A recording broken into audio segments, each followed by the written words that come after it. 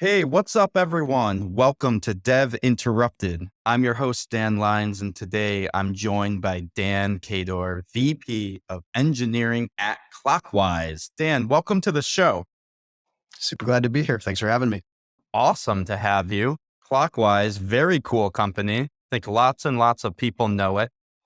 And what's even more exciting about this episode is we're going to talk about data a little bit, and we're going to talk Yeah. about metrics, which is near and dear to our hearts and my heart for myself and at Linear B. There was a report that you all came up with. It's called the 2022 Software Engineering Meeting Benchmark Report. It covers 1.5 million meetings. So a lot of meetings, 80,000 engineers, 5,000 companies. Really excited to jump into that report with you. As I was saying, even before the show, I took a look at some of those numbers. Definitely there's a few in there that are intuitive. If you've been a software engineer, I looked at, I'm like, yeah, okay, this totally makes sense. Yeah. Also, I think a few that, are interesting, and we'll dive into all of that. And I'm also really excited because you all are going to join us at Interact, which we have coming up soon. Yeah. Super excited to be there. It's going to be fun. So that will be a great time. Before we get into the report and into the data, I always like to hear a little bit about you and your background, how you built your career and how you got to Clockwise. Sure. Yeah. It was great to be here. As you've said, I have the pleasure of leading engineering here at Clockwise. I've been here for about a year. Before this, I've helped lead engineering teams at a bunch of different places, Salesforce, Lyft, Handshake most recently. This is across the last 16 years or so. I've also co-founded, operated, and sold a venture-backed company in that time. So I've had, a bunch of great opportunities. I've been really lucky so far in my career. And then school-wise, I've studied computer science at University of Illinois. So, and grew up in the Midwest. So that's where my roots are. But yeah, I'm happy to talk a little bit about Clockwise and kind of what it is we're up to, if that'd be interesting. Yeah, absolutely. One question that I have for you, because I didn't realize that you said that you started your own company and went through. Tell me about that for a minute. Like, what made you do that? How did that go for you? That's super cool.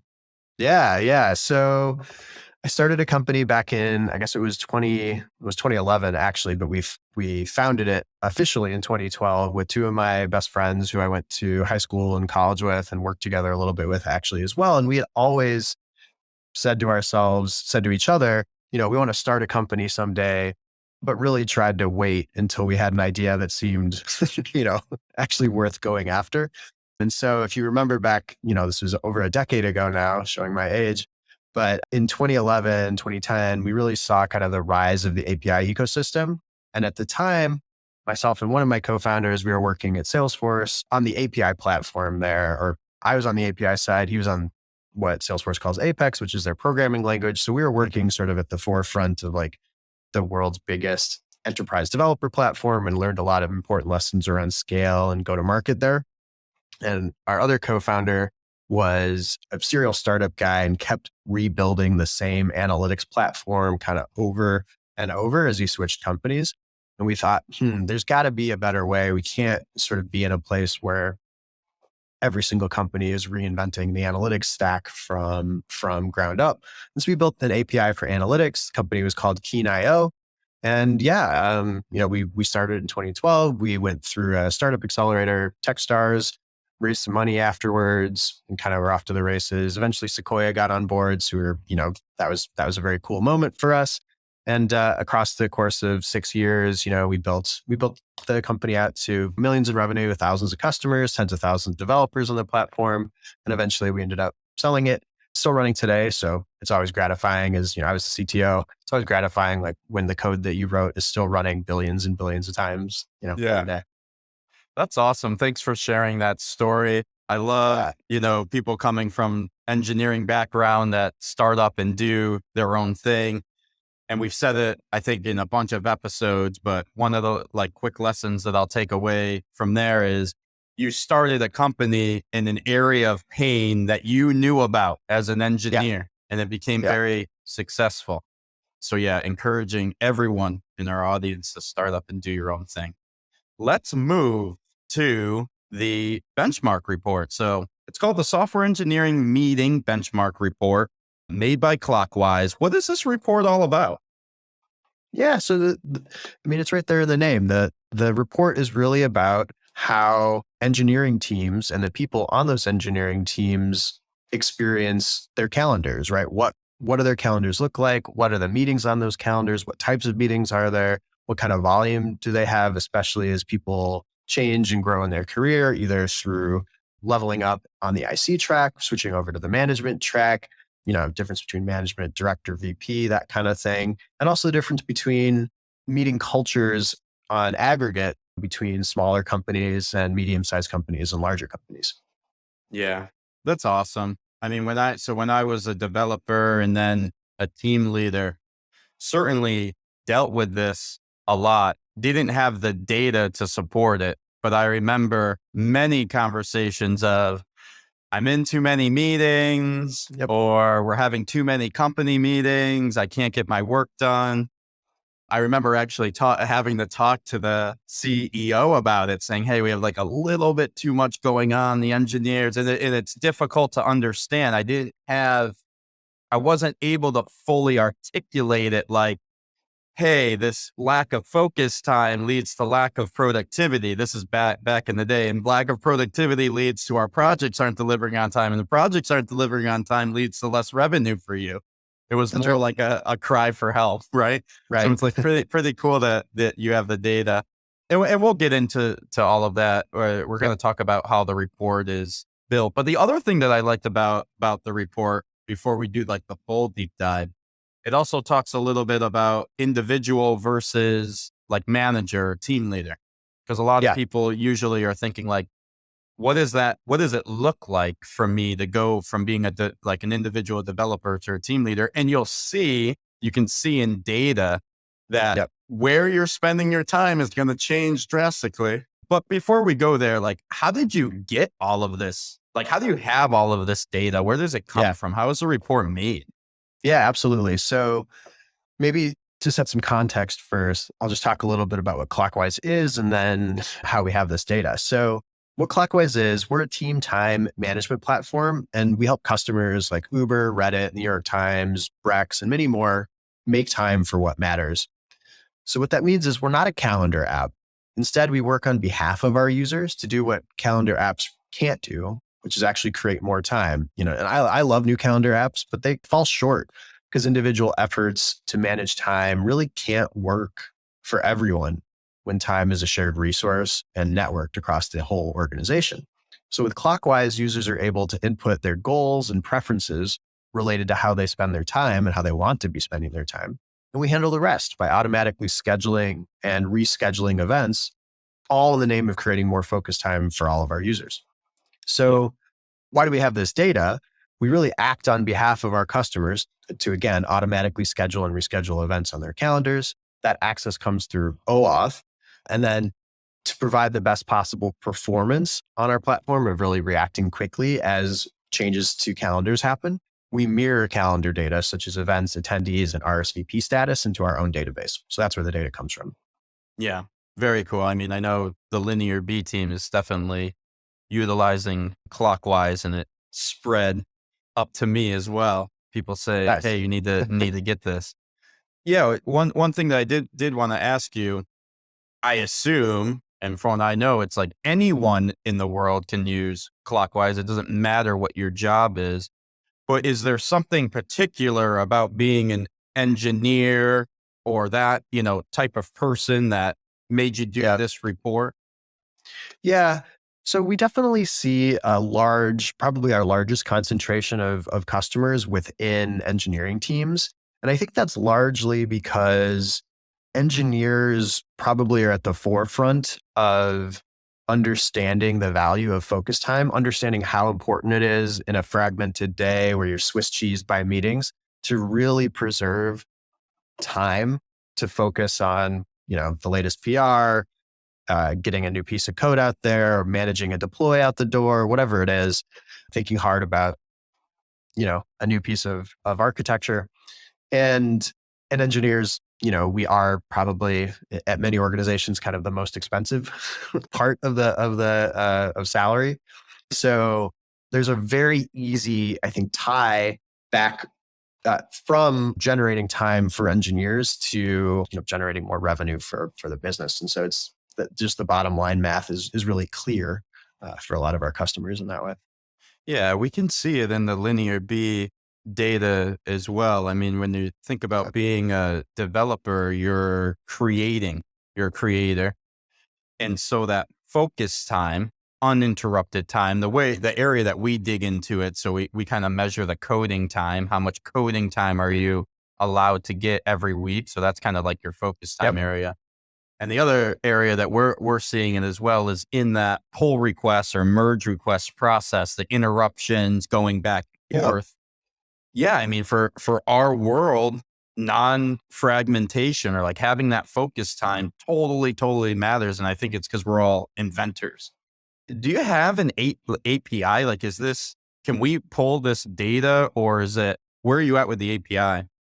Yeah. So the API is not how we have the data. We do have APIs, but those are used by our clients, which are either, a browser extension or the web app, to communicate with our backend. So instead, our users, again, give us access to their calendars through OAuth. And then those calendar services like Google provide us with the ability to subscribe to calendars. And so we've set up infrastructure to receive webhooks of event notifications whenever changes are made to those calendars. So the data, we're holding on to that. We take security super seriously. We're not trying to like monetize this data. We're not trying to resell this data ever. Not trying to do anything nefarious with it. And so, yeah, we're not, there's no APIs for like pulling in another organization's data or anything like that.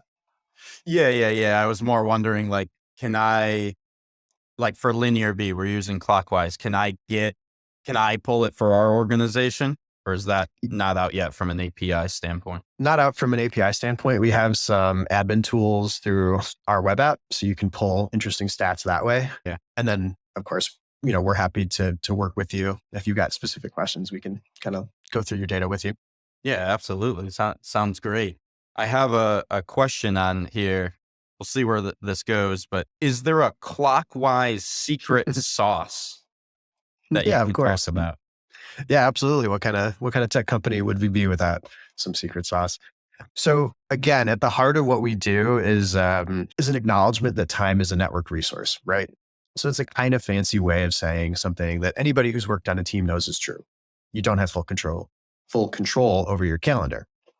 You get invited to meetings, someone cancels at the last minute, whatever it is. So individuals are actually pretty good at managing their own calendars, but managing, like, for example, a small team's calendar is hard, and managing a department's calendar is much harder, and managing calendars across a whole company is almost impossible. So at Clockwise, what we do is we're constantly looking at all these calendars. Remember, we're subscribing to them in real time across all members of the company. And really what we're doing is we're considering up to 1 million permutations a day and that's per team per day, of ways to rearrange events on these calendars. Again, all in service of trying to create more focus time for people to do deep work. So as we're doing these many permutations per team, what we do is we try to select the best possible permutation, the one that's generating the most focus time, reducing the most conflicts, and apply it to these calendars by moving events around automatically on behalf of our users. And as a side, just, we never create conflicts. We're never going to move a meeting that you haven't asked us to manage for you. We really try to respect preferences in that way. So secret sauce. Imagine you're a developer and you're asked to build something like this. It's pretty straightforward if you're doing this for a couple of people. Like, you can kind of think in your head, like, I could think about how to write that code. It gets complicated, but still feels a little tractable if you're doing it for a mid-sized team. But think about how nasty the problem space gets if you're responsible for doing this for a company with thousands or tens of thousands of employees. It quickly spirals out. It's an n squared problem. So how can you consider like the seemingly infinite number of permutations? So putting this in terms of, if I like really dust off the cobwebs, put it in terms of my ancient CS degree, what we've learned is that this is actually similar to what's formerly called the maximum independent set problem. So in other words, if you have a company of 10,000 people, how do you map those people into smaller groups of independent folks so you can make optimizations among those smaller groups? You can't simply go, all right, let's take marketing on one, sales in another, engineering in a third. And if you look into the problem space, it turns out that maximum independent set problem is actually strongly NP hard, which means there's just no known efficient general algorithm for solving it. Mm-hmm. So the secret sauce we have is how we solve this specific problem in this specific domain. And that's probably about as far as I can get. But if you want to know more about it, come work with us because it's pretty fun. Yeah, that sounds like definitely one of those problems that's fun to work out at scale. Yeah. My brain started hurting thinking about doing it. Then I started to think about if I can set my own preferences. Maybe I don't want to meet at certain times. You have to That's right. take into account like my personal behavior, everyone's personal behavior. Yeah. Sounds like the fun. constraints are really interesting to think through and make sure we're respecting. Yeah, sounds like a really fun problem to work on. If we're, transitioning here a little bit into the report itself. Yeah. Is there a particular place that you want to start or something interesting? We can either go one by one through the, sections, but was there anything that popped out for you data wise from that report?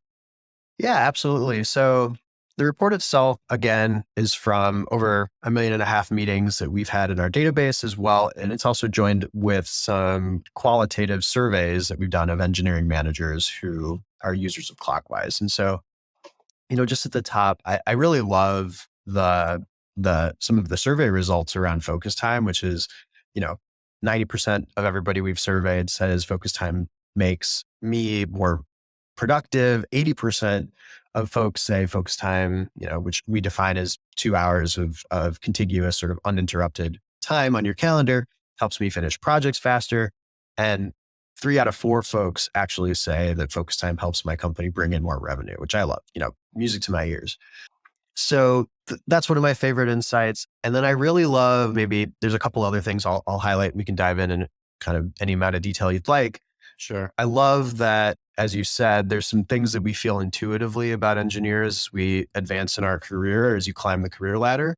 And this really shows, in data, in numbers, how many more meetings per week, on average, your schedule's going to have as you move into the management track.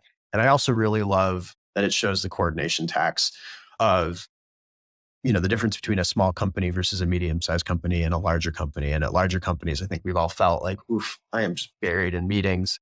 And that's one of the reasons people kind of go to startups, is so they can have more time to actually do the job that they thought they were signing up for.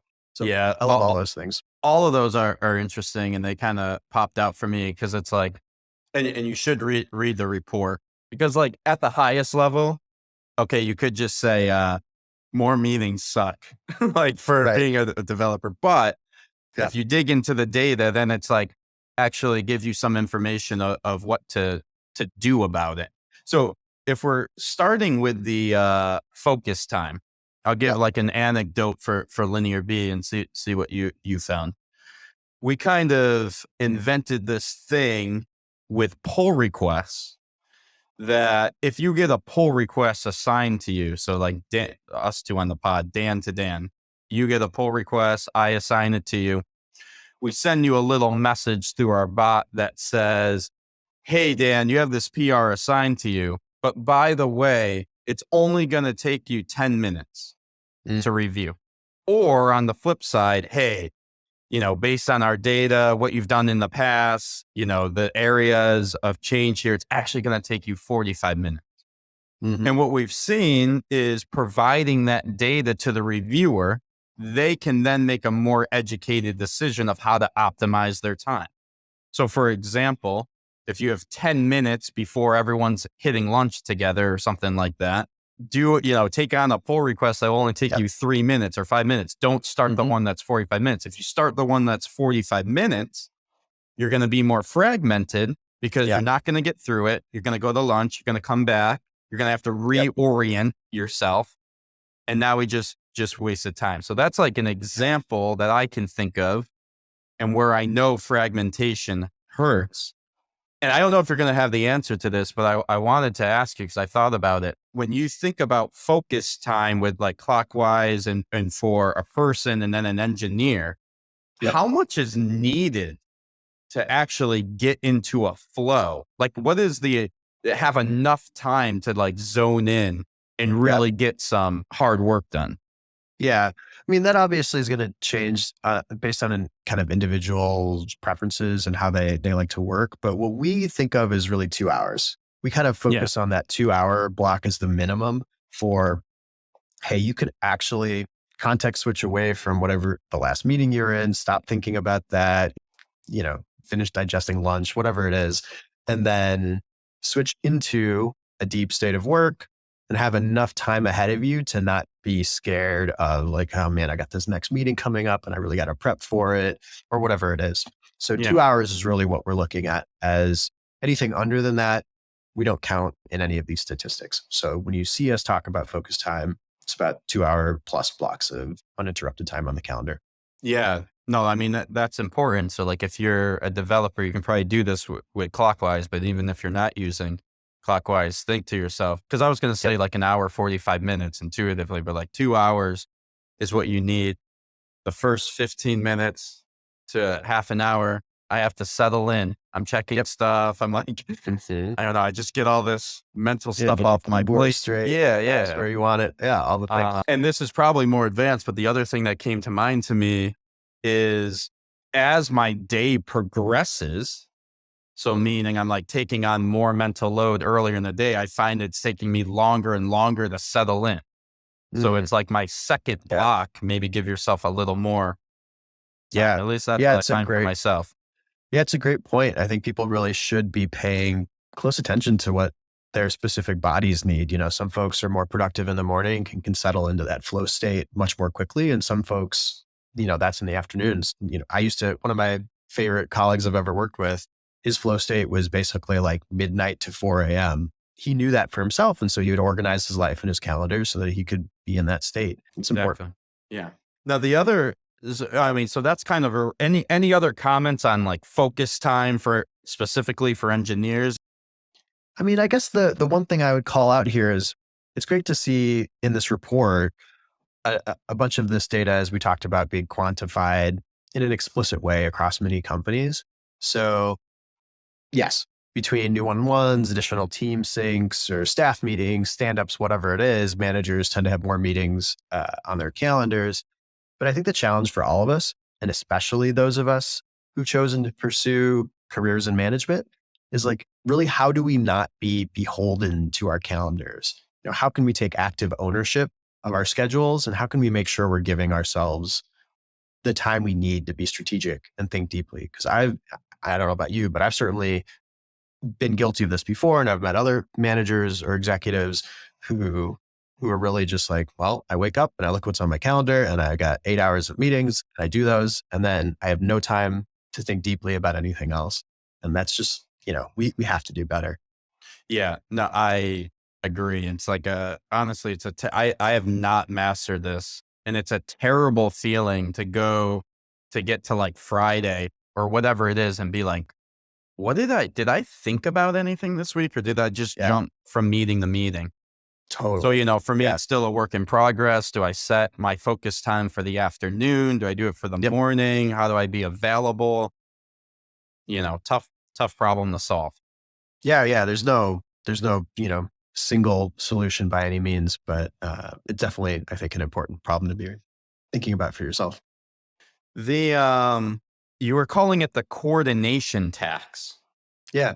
That one jumped out to me in the report. Can you tell us what does that mean and any of the data around that? Yeah. So when we talk about the coordination tax, we're really referring to the difference that's noticeable and observable in data in the quantity of meetings that people or engineers experience at companies based on company size. So we really just see a pretty clear distinction between the number of meetings on average that engineers at small companies have, medium companies, and large companies. So that's really what we're talking about when we talk about the coordination tax. And it's really kind of noticeable, right? At small companies, we're talking just under 10 hours a week. At medium-sized companies, it's 11 and a half. And large companies, it's over 12.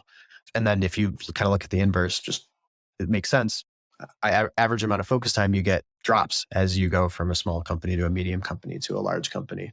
So that's what we're talking about there. And it's cool to see the data. Is the coordination side of it like the effort that I'm putting in to find a time to get a meeting on the calendar and who's available? And because I mean, that's something I struggle with as well. Like, or that's how I read that word coordination text. Because I'm like spending a bunch of time just, okay, I need to have this meeting, but now I have to look at everyone's calendar and like I'm wasting time just trying to get the meeting. Is that what it's about? Yeah, you raise a great point. It's not that, but that is an experience that I think we all know. So what it is really just straight up the number of meetings you have, right? And at large companies, there's just more meetings. And I think we felt that, whether it's I'm in a matrix organization, more at a large organization, so I've got 2 or 3 stand-ups to go to, or there's more layers of management. So I got to go to my team thing. And then if I'm a manager, I got to go to the scrum of scrums. That's the thing we had at Salesforce back in the day. Yeah. But I think you're right though, that there is also just a straight up, it's harder to find time with people at large companies. That exists as well. I mean, I'm always, cause I have like, always have developers on my mind, their workflow, what they're going through. And I keep coming back to kind of that review process because I think it's similar in the sense of in a meeting, it takes at least 2 to meet, at least 2 people, right? And that's kind of like the crux of it. It's like we're getting a bunch of people together. Time is super valuable. Let's optimize this valuable time. It's the same thing in a pull request in the sense of I'm asking for a review of at least one person most of the time, sometimes multiple people. And what we have at Linear B, it's like a different type of tax that we're measuring, but it's like, how often am I interrupting you? Do I need to interrupt you for every single pull request or not? Maybe some of them can be automatically or auto kind of approved, but other times it's like, who's the right reviewer?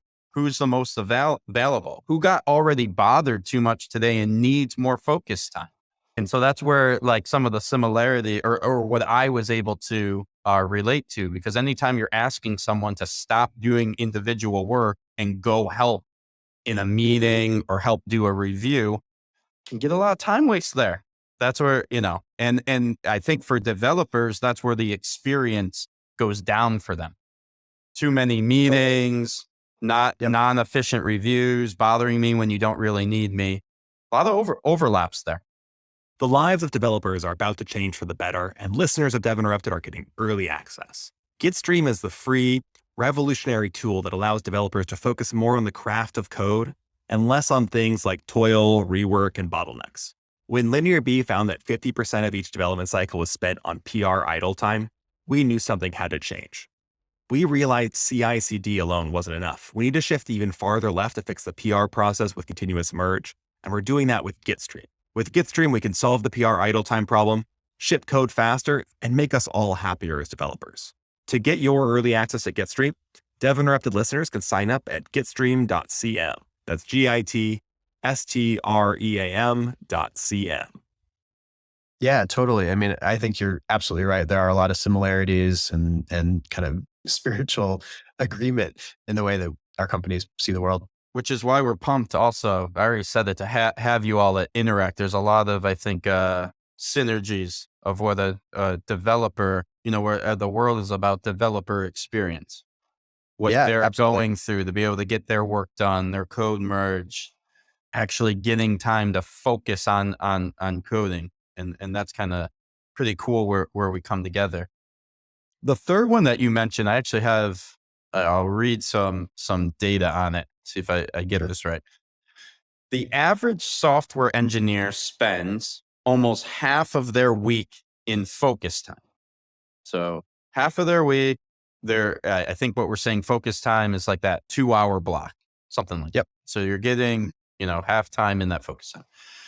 After moving into management, so those of you who are thinking about going on that management track, if you're not, already there, after moving into management, the average engineering manager's focus time drops by 9+ hours due to an additional 7 hours per week in meetings.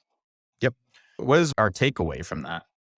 Yeah, I think, the data hides something that is, or talks about something that is a little subtle, but important to kind of bring to the forefront. So 7-ish hours more of meetings results in 9 hours of lost focus time. And what that's really pointing to is the time between meetings, right? Yeah. We've all felt that, where we've had a day, it's like, okay, my whole day, I've had 6 meetings. They're, 30 minutes each with 30 minutes between. And I got nothing done other than being in those meetings. Yeah. And I think the data, we're talking in large aggregates, but what we see is actually there's a pretty wide range of kind of healthiness of engineering cultures across these different companies. And so some companies are really like, they do a good job of, maybe they have a good no meeting day, and then they have a culture of like mornings where we have our meetings, we try to keep afternoons open, or maybe they're doing something like what Slack's been doing recently, of like we have a whole like no meeting week, or creator week, I believe is what they call it. Yeah. And then some companies really just don't pay any attention to it at all. And you can see that Swiss cheese effect. And so even if maybe they only have a few more hours of meetings per week, they actually have like no focus time because of the effects that I was just talking about. Right. And so, yeah, I just love that the data kind of gives a nice hint and entry point into understanding that phenomenon a little bit better. Yeah. There's like I think a few takeaways there for me. So one is, I don't know, like at Linear B, we call it transition time. So there's that additional tax or transition time going from meeting to meeting, or going from I'm coding, I have my coding time, and now you're asking me to do something else. I have to transition back and forth. That takes time. So it's not just like, I don't know if you would say linear, but you can't just say, oh yeah, right when the meeting ends, you're back to productivity and coding time. That's not the way that it works, right? That's right. So it's like one takeaway. And that transition time is maybe like more than you think it is. More maybe even intuitive than you think. Then the other thing about it is just, if you're going down the manager track, which is a great track for some people, like you have a technical track, a manager track, but you should know, like, you're going to be in meetings. That's like, you're going to be in one-on-ones. You're going to be in stand-ups. You're going to be in, design meetings, and your work lifestyle will change. And there's data to prove that. If it's already not known by you, it's like, that, and some people are great at it, but that's what you're signing up for.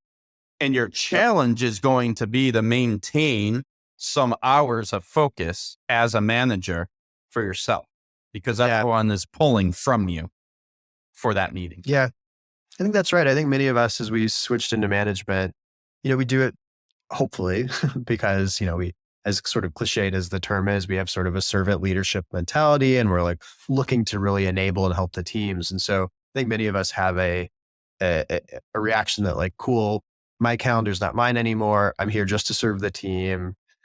If my day gets filled up with meetings, great, as long as my teams don't.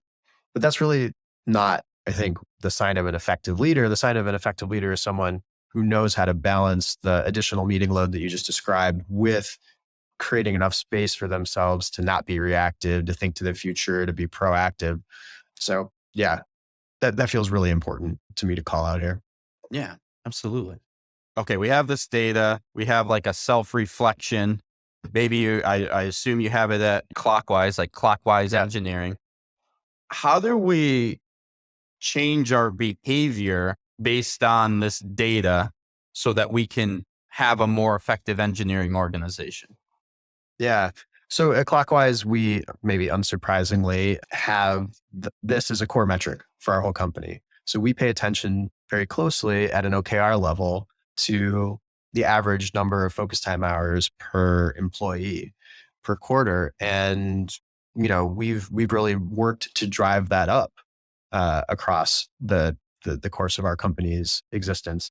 And so the way we've done, there's no no single solution, but we've tried to look at the places where we were losing focus time and address them systematically. So as an example, interviews are a classic place where engineers are spending a ton of time. They have very little control over when they show up when interviews show up on calendar, because, you want to be responsive to candidates. It's the right thing to do. It can be super distracting and super destructive to focus time. And so we've tried to find a nice balance. We've iterated on a couple different things. We've explored and experimented. When the company started, we had a policy of every panel that we did, 2 engineers would be on it. And we'd have 4 or 5 of those panels, and we'd go through, and we built a great team that way. We found through data that actually having that second person was not super predictive of making better hiring decisions. And so we pulled that down to 1. So now, just by that, it's not a straight up cutting in half of the damage to focus time, but it's close to that. We've done a similar thing on debriefs. Those debriefs used to be synchronous. Now they're asynchronous. People send in their feedback, and if there's general alignment and agreement, we make a hiring decision without ever having to meet synchronously. If there's something to discuss, then we pull the team together. So these are, that's just one small example, but we've done that kind of systematically around various areas of the business, whether it's interviews, whether it's, how we conduct PR review or anything else. Yeah. I mean, I think the best takeaways for those listening to the pod, it's like, respect your engineer's time. Like that's the thing that is one of the most valuable assets of a creator is their time. So it's like, do we need both people in the interview process? Seems like we don't. Okay, let's give time back to one of them. Did you do anything with like stand-ups or like the ceremonies? Yeah, absolutely. So we've iterated our way through a bunch of different experiments here. Where we're ending up right now is leaning really heavily into async practices as much as possible, while still recognizing and understanding that in a company that's operating primarily remote first, it's important to get face time. So most of we divide engineering, product, and design into what we call squads here. Most of our squads are doing async stand-ups 2-3 times a week through Slack, and then meeting live kind of once a week, either for a stand-up or we have 2-week sprints. So maybe on the off week, it's a stand-up. On the on week, it's, the planning and retro. And then we've also made space for an explicit, just, hanging out time. Our teams have told us that's been important to them. And so just, let's play some games together, whether it's, GeoFinder, Jackbox, or whatever else. Just have some fun. Yeah, super important. Yeah. Did you do anything with the like no meeting day or, have you done anything? What did you do, and is it working? Yeah. So we implemented a no meeting day. Ours is Wednesday, and we follow it pretty strictly. We really try to make sure that, especially for ICs, like we really don't put meetings on people's calendars. And that's been, both in the data we see about kind of productivity at an aggregate level and qualitatively from our engineers. It's been a huge success, so much so that we've actually built it into the product. It's a feature. So at if you are a user of Clockwise, you can go in and turn on a no meeting day for your team or for your company. And we will take that into consideration as we move meetings around to not put meetings on those days. So yeah, I think that's a great practice. Yeah. I mean, the next integration I want to do with you is the pull request review time. Yes. To make sure it's not fragmented. And, I think that's, what our data shows that could totally be needed. That would be really, I think, fun for this audience. I'm sure we can think of a few others that are developer specific. Yeah, that'd be killer. But yeah, really cool stuff. Anything else that you want to mention on like behavior change or advice for giving time back to devs?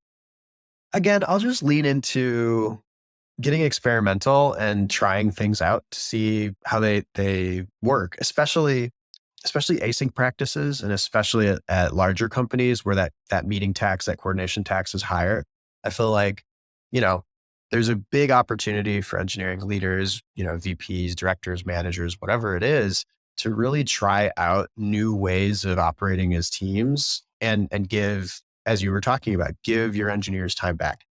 Not all of it's going to work, but I think a lot of these are, two-way doors, easy to experiment with, and your team will really appreciate it. And I think it'll have a big difference. Yeah, amazing. So, we've said it a few times, but everyone definitely check out the 2022 Software Engineering Meeting Benchmark Report by Clockwise. We also at Linear B have a report of our own, similarly titled the Engineering Benchmarks Report. And this is going to be around analyzing PRs.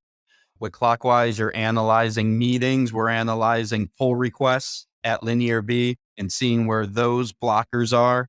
And we said a few times, they're kind of have like really good synergy here. So if you check out these two reports together, I think you'll learn something and make some adaptations to your team.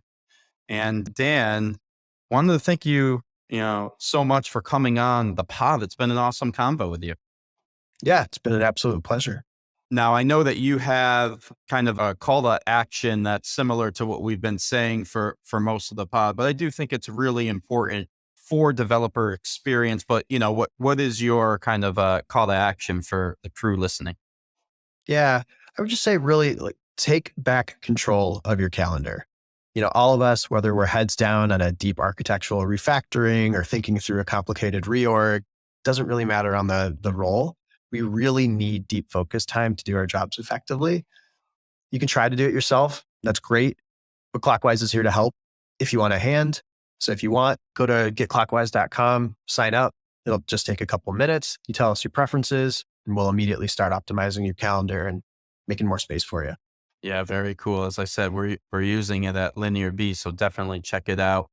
And also a quick reminder, if you really like this conversation, if you love this conversation, then you'll also love hearing more from Dan and Clockwise at Interact. So if you're not at Interact, definitely register.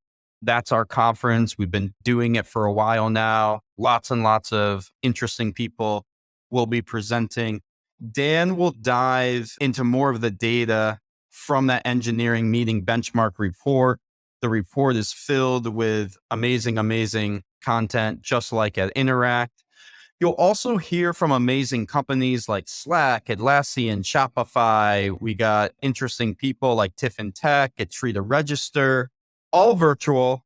It's on October 25th, and you can find the link to register in the show notes. And Dan, thanks again for coming on Dev Interrupted. Thank you so much for having me.